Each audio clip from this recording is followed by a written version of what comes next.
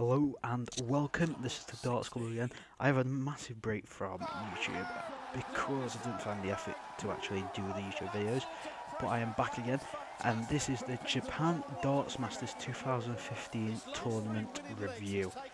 Now what a tournament this was. It was the first time it was held in Japan and it has shown that it's going to be held much more in this good country. So the round ones were, well, they play against Japanese players. The hardest Japanese player would have been Muramatsu. He plays the Japanese World Cup team, but Peter Wright solidly beat him 6-1. Guerin won 6-0, Anderson won 6-2, etc, etc. The difficult match was Raymond van Barneveld. He didn't look that good against Aiba, and Aiba probably deserved the win, I'd say. Anyway, the quarterfinals, Guerin versus Bunting. Bunting played very well, but Guerin just provided that world-class standard yet again, and no one's going to beat Guerin on that form. Peter Wright versus Lewis. Lewis, he's got so much talent, but he's so inconsistent. Wright was absolutely superb and produced a world-class display, and he beat Lewis 8-4, so he goes into the semis versus Guerin. Taylor, he was against Barneveld, the old rivalry again, and he solidly beat Barney 8-3. Taylor weren't even good, he was on about 90 average. Barneveld was crap.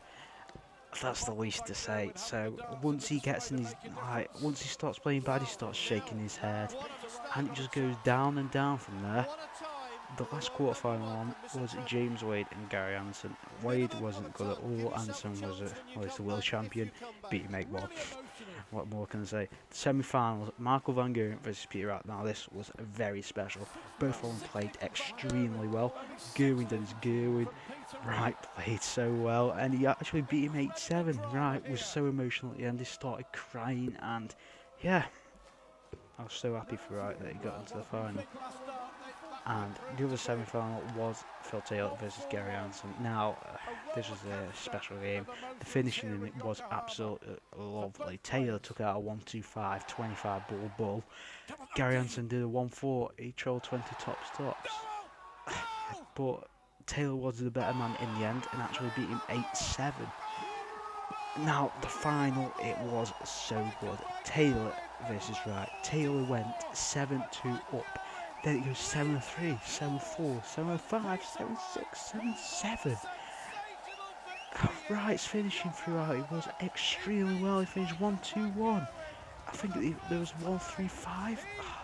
It's beautiful. But Taylor did his Taylor right on the last leg.